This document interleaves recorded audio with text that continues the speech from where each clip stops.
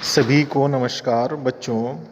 आज हम जो हमारा फिजिक्स में प्रथम अध्याय है प्रकाश का परावर्तन और अपवर्तन, उसमें हमारा नया टॉपिक है गोलीय दर्पण, स्फेरिकल मिरर।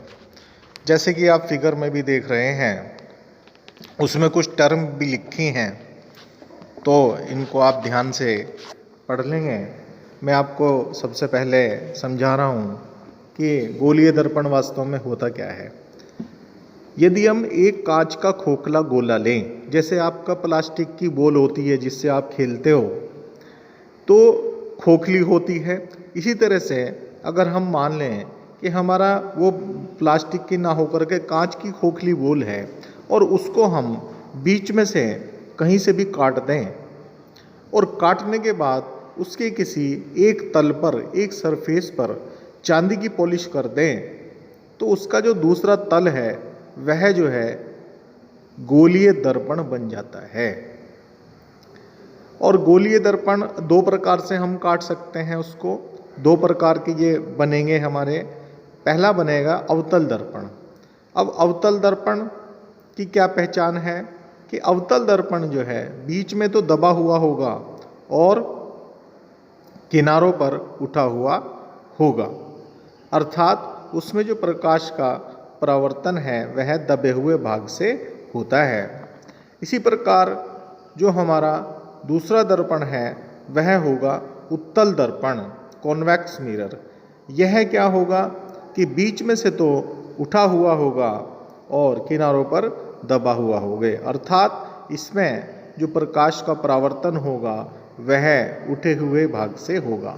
आपने देखा होगा जब आप अपना डेंटिस्ट के पास में जाते हैं, दांतों के डॉक्टर के पास में जाते हैं, तो आपका दांत जो देखता है, दांत देखने के लिए या गला देखने के लिए जिस दर्पण का वो प्रयोग करता है वह जो होता है बच्चों अवतल दर्पण होता है।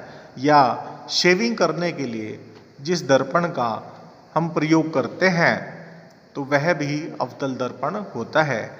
इसी प्रकार से आपने देखा होगा जैसे आपकी गाड़ियां हैं, एक्टिवा है, स्कूटर है, बाइक है, कार है, उनके साइड में जो हमारा दर्पण लगा होता है वह होता है उत्तल दर्पण। अगर आप इन दर्पणों को आप हाथ से टच करके देखेंगे, स्पर्श करके देखेंगे, तो आप साफ साफ इनके बारे में पता लगा सकते हो स्पर्श विधि के द्वारा कि कौन सा दर्पण अवतल है और कौन सा दर्पण उत्तल है।